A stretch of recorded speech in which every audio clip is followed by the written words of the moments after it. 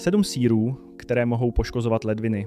Pokud vám je přes 60 let a pravidelně nakupujete v Bille, Lidlu, Albertu nebo Kauflandu, na regálech těchto obchodů leží 7 druhů sýra, které mohou pomalu poškozovat vaše ledviny. Chronické onemocnění ledvin, zkráceně označované jako CKD, postihuje v České republice 100 000 lidí podle údajů Ústavu zdravotnických informací a statistiky, tedy ÚZIS.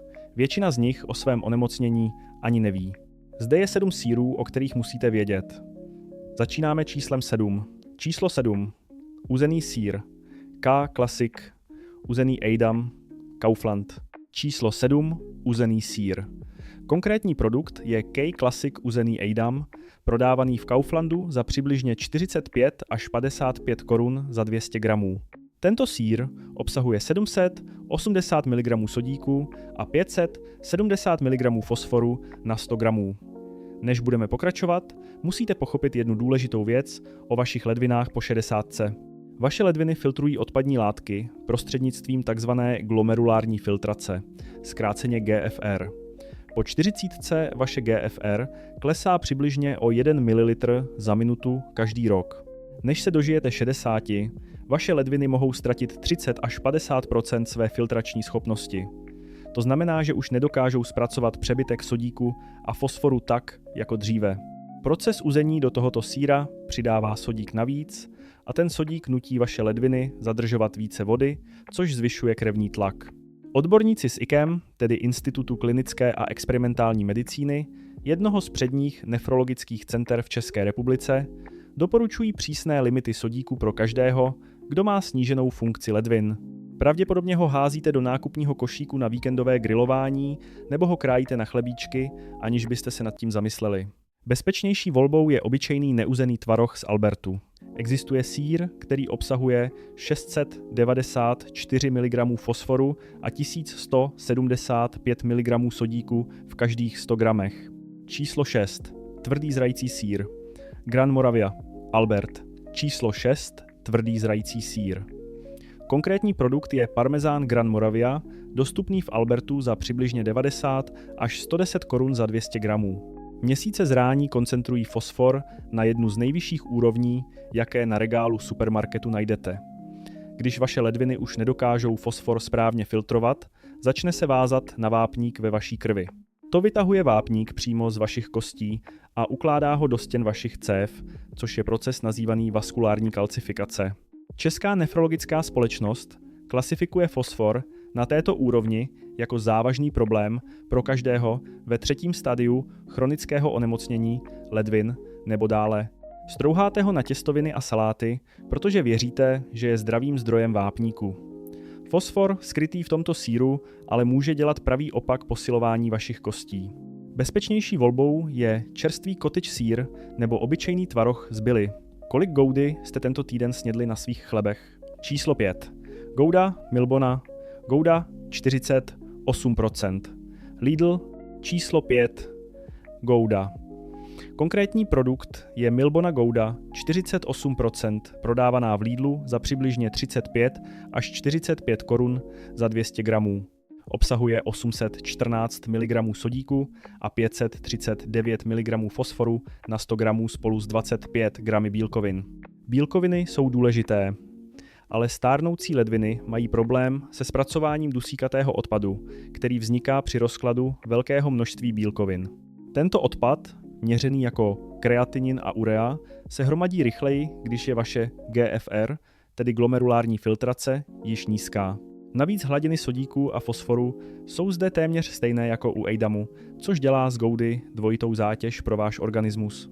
Státní zdravotní ústav řadí goudu mezi sýry, jejichž konzumaci by měli lidé s problémy s ledvinami omezit.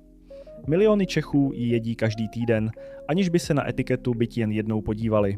Bezpečnější volbou je lehký bílý sýr z Lidlu s nižším obsahem sodíku a fosforu. Tomuto bodu věnujte zvláštní pozornost. Číslo 4. Sýr s modrou plísní, Madeta Niva, Lidl. Číslo 4. Sýr s modrou plísní. Konkrétní produkt je Madeta Niva, prodávaná v Lidlu.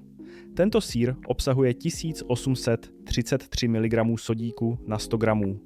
Samo o sobě by vás to číslo mělo zastavit. Doporučený denní limit sodíku pro člověka s onemocněním ledvin je pod 2300 mg. 1,100gramová porce nivy vás přiblíží k celému dennímu limitu najednou. Přebytek sodíku způsobuje, že vaše tělo zadržuje vodu, což vytváří otoky na nohou i rukou, zvyšuje krevní tlak a nutí vaše oslabené ledviny pracovat ještě intenzivněji. Vzniká tak cyklus, který se sám posiluje, protože čím více jsou vaše ledviny poškozené, tím hůře zvládají sodík a čím více sodíku se hromadí, tím více je poškozuje dále. Zdravotní doporučení uváděná na portálu bezhladovění.cz potvrzují, že sýry s modrou plísní patří mezi potraviny s nejvyšším obsahem sodíku, které čeští seniori běžně konzumují. Pravděpodobně si pochutnáte na plátku k vínu nebo ho drobíte do salátových zálivek a vůbec nad tím nepřemýšlíte. Bezpečnější volbou je feta se sníženým obsahem sodíku z Albertu. Hermelín je česká klasika. Nakládáte si ho doma do oleje s pepřem a česnekem, grillujete ho v létě, dáváte si ho ke každému pivu v hospodě. Číslo 3. Měkký plísňový sýr. Sedlčanský hermelín, Kaufland. Číslo 3. Měkký plísňový sýr. Konkrétní produkt je sedlčanský hermelín, prodávaný v Kauflandu za přibližně 25 až 40 korun za kus. Obsahuje 842 mg sodíku a 347 mg fosforu na 100 gramů. Kombinace fosforu a sodíku klade na vaše ledviny dvojitou zátěž a plíseň penicillium, která se při výrobě používá, přináší sloučeniny, které vaše stárnoucí ledviny musí také filtrovat.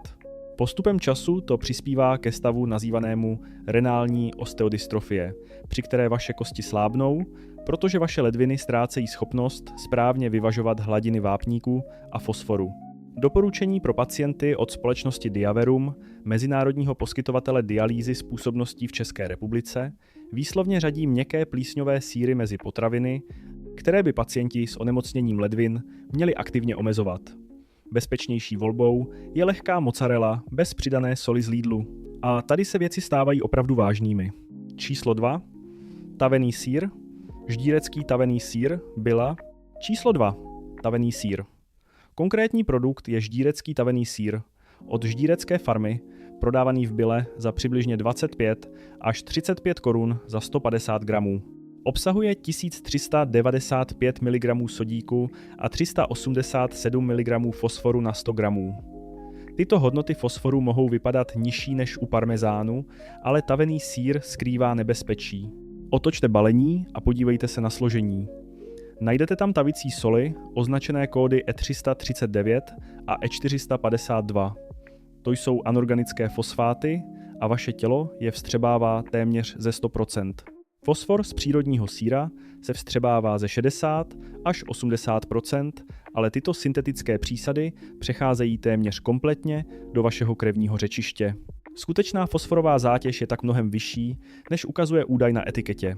Anorganické fosfáty urychlují kalcifikaci vašich tepen, což je jednou z hlavních příčin kardiovaskulárního úmrtí u pacientů s onemocněním ledvin. Všeobecná fakultní nemocnice v Praze, označovaná jako VFN Praha, konkrétně varuje před konzumací taveného sýra pro každého, komu klesá funkce ledvin. Každé ráno si ho mažete na chleba a považujete to za snídani. Bezpečnější volbou je přírodní tvaroh bez přísad od Madety, dostupný v Kauflandu. Nejčastější viník ze všech. Číslo 1. Žlutý zrající sýr. Madeta, Edam 45%, Albert, číslo 1. Žlutý zrající sýr. Konkrétní produkt je Madeta Edam 45%, prodávaný v Albertu za přibližně 40 až 50 korun za 200 gramů. Obsahuje přes 800 mg sodíku a 536 mg fosforu na 100 gramů z 26 gramy bílkovin. Edam je sýrem České republiky. Jde do vašich denních chlebů, do smaženého sýra, do zapékaných jídel, do každé svačinové krabičky. Češi ho sní přes 10 kg na osobu za rok. Sníte 50 až 100 gramů denně, aniž byste si uvědomili, že přidáváte dalších 300 až 500 mg fosforu ke všemu ostatnímu ve vaší stravě. Když se fosfor hromadí, protože ho vaše ledviny nedokážou odstraňovat, spustí to řetězovou reakci. Vaše příštítná tělíska začnou nadměrně kompenzovat a vytahují vápník z kostí. Vaše tepny tvrdnou.